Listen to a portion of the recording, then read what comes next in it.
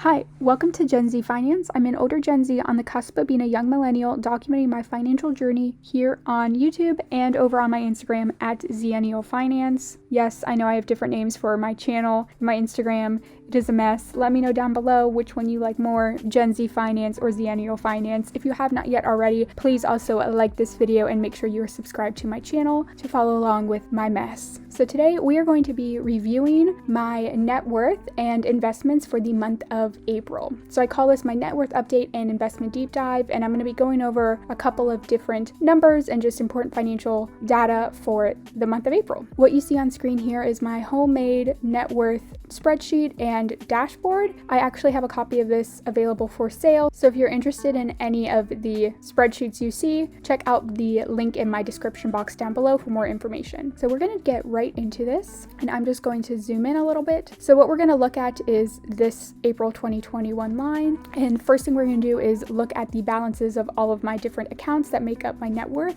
So you can see that between all of my cash accounts I had just over $26,000, and this increased by $1,300 from last month. And I think the reason this increase was so big is just because of the stimulus check. Between that and my two paychecks, overall I just managed to save a lot of money this month. Next, we're looking at my 401k, and I have just over $17,200 in this account. I put in $1,523.10, which is my normal contribution. You can see for the last few months that's what it's been between my two paychecks. And overall, my account increased by $2,200. So if you take the amount that it changed from last and minus what I contributed this month, that gives you about $700 in growth just from the market, and that's just the passive income I got from this account this month. And that worked out to be just under 15% of an increase from March, where it was just under $15,000. For the invested portion of my HSA, which I do consider a retirement account, I have just under $4,500. We were less than $3 short of hitting that $4,500 mark. I put in $258, and the account grew by about another $250-ish. We hit a cool milestone with my Roth IRA because I am now in the double digits. It's just over $10,000. I put in the $500 as normal because I do dollar cost average into this account, and my account grew by about $484 this month on top of the contributions. So that's great. This is a small, I believe it is a 401a or something like that. Pretty much it is a pre-tax retirement account that I contribute to instead of paying Social Security tax at my part-time job. So that is at $319. I put in $25.70 this month because it was a 3-paycheck month, and that plus my modest gains means that this account grew by $33. So hooray. Now we're moving out of my retirement accounts and into my taxable brokerages. You will see this new section here for my Vanguard brokerage account, where it is now at $4,688.90. Only $1,525 of this was new money that I contributed this month. The rest of this came from actually my M1 accounts. I did a transfer from M1 Finance, where I've had two separate brokerages, over to Vanguard. That's why this number is kind of funky, where obviously before April it was at 0 because I opened it in April, but I only put in $1,500 of this $4,688. And so that's why when we look at my M1 accounts, I still have $200 sitting in cash in one of my M1 brokerages, and that is a long story, which I kind of talked about more over on my Instagram, but the rest of my M1 account is closed out. So in future months, you probably won't see these two tabs because it's a closed account, so I don't need to look at it anymore. But with all of that being said, that means my total assets for April of 2021 was just under $63,000. We were at $62,996.14. $26,000 of that was in cash. I don't have any physical assets, so like I don't track the value of my car just because it is probably only worth like $1,000, so I don't really bother with it. And I don't own a home or any other important physical assets. And then just shy of $37,000 is invested. Overall for the month, I invested $3,832 between my paycheck deductions and that large contribution to my brokerage.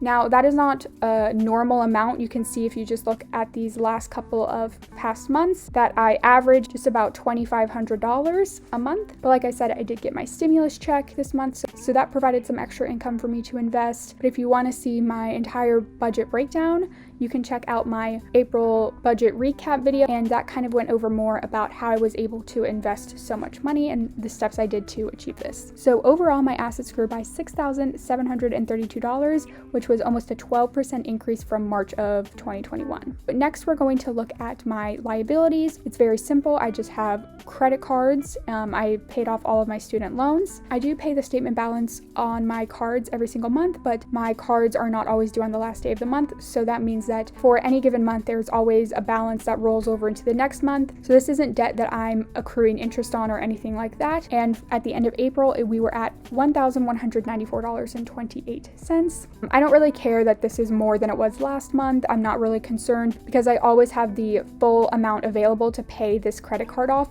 at any given moment, and I track that in my WideNet budget. So that means my total debt was the $1,194, which means if we come over to this net worth section, my total net worth for April of 2021 was just over $61,800. Again, here's a breakdown of my assets to my liabilities. And this spreadsheet also shows the cumulative change since I first began tracking my net worth in February of 2019. So since then, my net worth has increased by $90,000 almost to the penny. That is insane. 88 cents over $90,000, which represents a 319% increase in a little over 2 years. And then year to date, it has increased by $18,930, which is a 44% increase. So we're making crazy good progress so far this year. And April of 2021, I did hit the next $10,000 net worth milestone of hitting $60,000. I hit $50,000 in February of 2021. So in just about 2 months, I hit the next $10,000 milestone, which is insane. And obviously, a lot of that is just to do with the market. So